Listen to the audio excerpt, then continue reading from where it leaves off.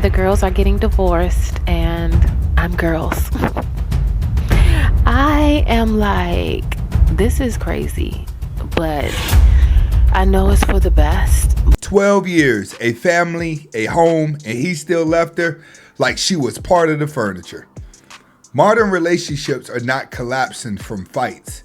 They're collapsing from indifference. Let's get into it. But this was 12 years. 12 years. Like, we just bought a house like 4 years ago. We just finished decorating the house. Like, we was about to be chilling. And then all of a sudden my husband was just like, he not happy. I'm like, happiness is fleeting. You'll be fine. You'll be fine.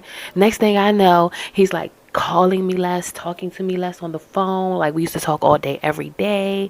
Then he's spending more time at work.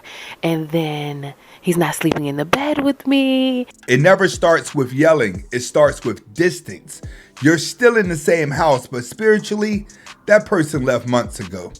Watch how it gets worse when God gets involved. And then he moves out. He moves out. Me and the kids are in disarray. But God, God.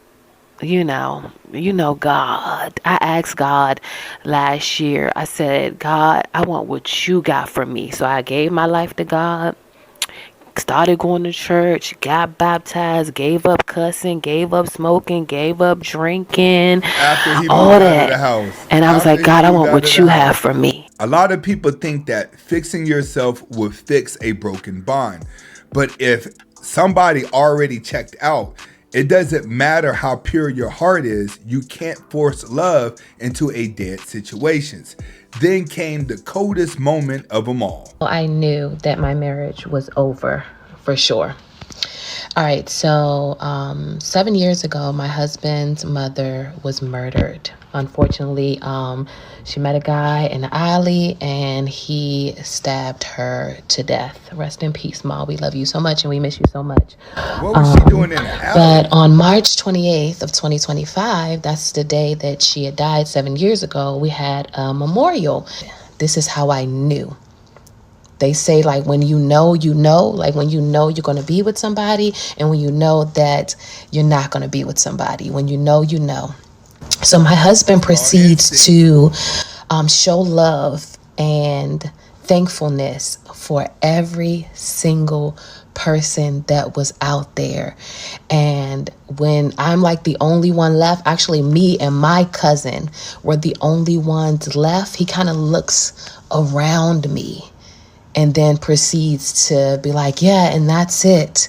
And then my cousin, who's highly offended because me and my husband had. If you've been watching this far, go ahead and hit that like button. But I do have a question. There's always two sides of a story, and we're not hearing his side. Because in the first video, she said that she was making him miserable, but she has not yet said what she was doing to him. She keeps talking about his actions. One thing that I know about a man who has a wife and kids, for him to get up and walk away and act this way, she did something bad. Get in the comments and let me know what you think she did. Let's get back to it.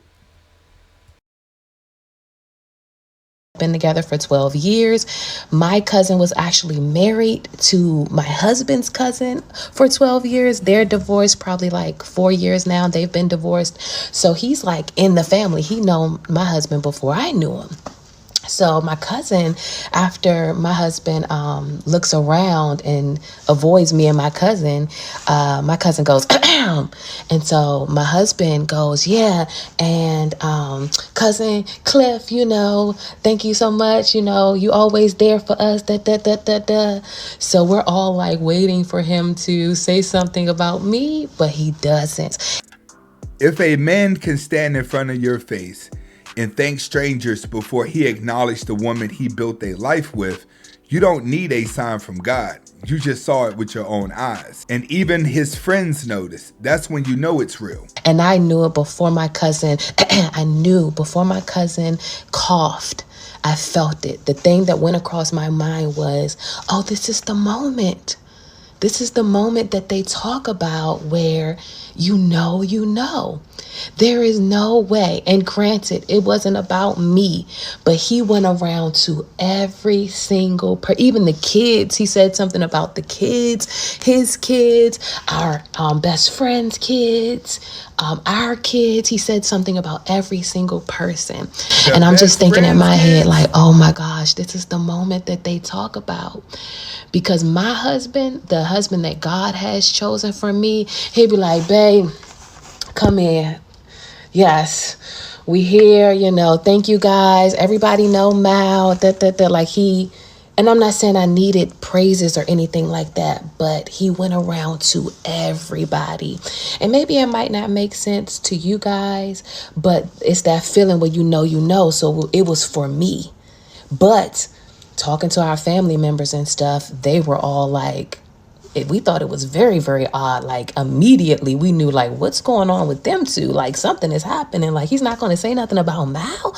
Like she's been here the whole time. Like everybody was like his best friend and his best friend's wife. They were pissed. I didn't even have to say anything to them. They were pissed. And as we were leaving, when we got in the car, he started to argue with me. He was mad that I was upset about it.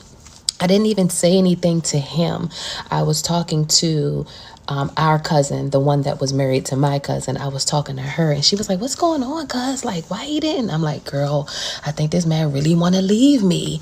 And so she's like, oh my gosh, but we're whispering, we're talking off to the side. Everybody's having their own private conversations. That's what me and her is talking about. So when we got in the car, he asked, what were you and cuz talking about? And I was like, yeah, we were just talking about, and he was like, that was not the time. That was not the place. You're so inappropriate. You don't even know how to control yourself.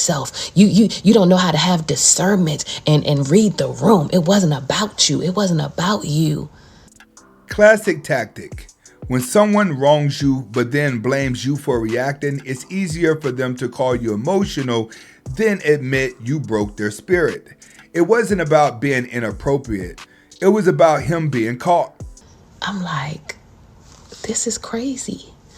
So yeah, story time on how I knew that my marriage was about to be over. That was on March 28th of this year.